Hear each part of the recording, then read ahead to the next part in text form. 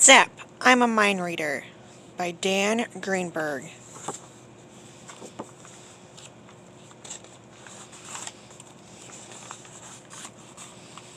Chapter 1. Have you ever wished you could read people's minds?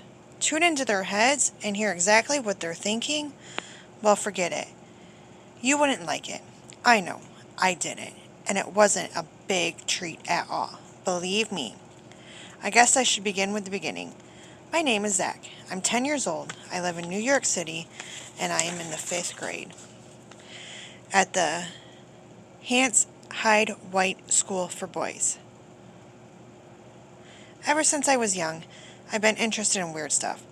I don't think I'm weird myself, but I keep wishing that aliens would invite me to their spaceship, or that I could float out of body and travel far away without stopping at gas stations, restrooms, which are always pretty gross.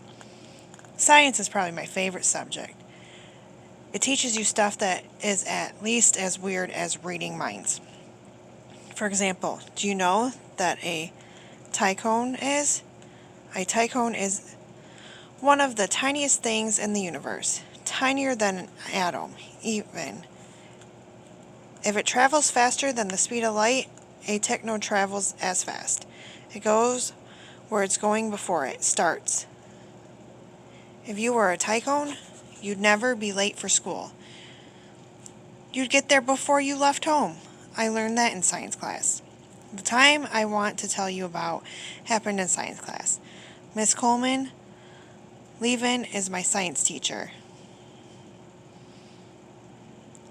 She's also my homeroom teacher. She's kind of weird, but not as in a bad way. For one thing, she always wears work boots, even in summer, even at dress-up parties at school in the evening. For another thing, she works weekends at the morgue. She does autopsies. That means cutting up dead people to see how they died. Gross, but interesting. Our classroom has a lot of weird, interesting stuff in it. There's a complete human skeleton hanging in the corner. Not a plastic model either. It's a real one. On her desk, Miss Ch1&2 keeps a glass jar with a pig brain in it.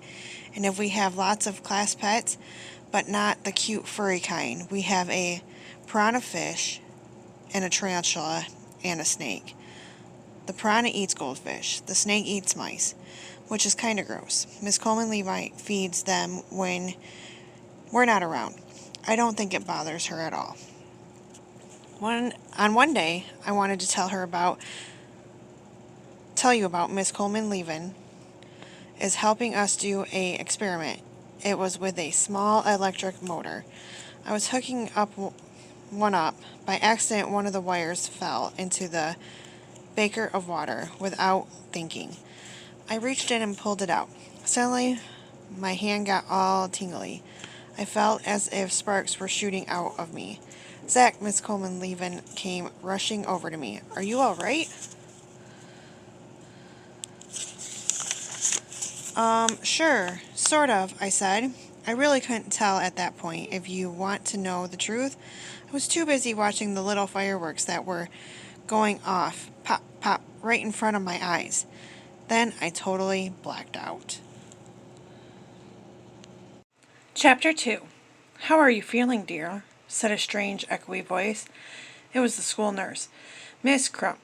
Her voice doesn't usually echo. Fine, thanks, I said. I always answer fine, thanks, even when I'm not.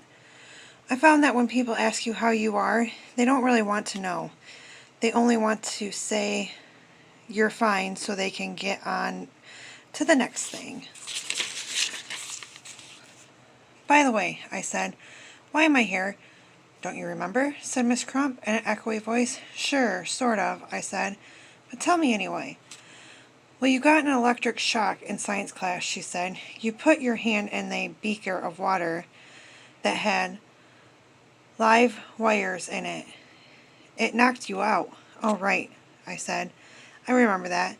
And then a strange thing happened. Although her lips didn't move, I thought I heard Miss Clump say, stupid klutz.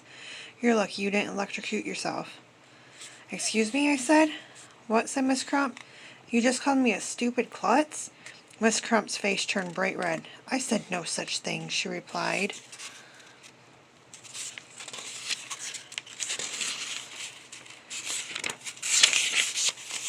And then, although her lips weren't moving at all, I heard her say, must have been muttering under my breath, better watch it. I didn't know what she did, how she did it. Maybe she was a ventriloquist. How did you do that? I asked. Ventriloquist. How did you do that? I asked. How did I do what? Say what you just said without moving your lips. Miss Clump frowned. She gave me a funny look. She made me lay down for 15 minutes. She stuck a thermometer in my mouth. Then she said, Zach, you do not have any fever, and you don't seem to be badly hurt. Would you like to go on to your next class? Okay, I said. If I had remembered what my next class was, I probably wouldn't have said okay.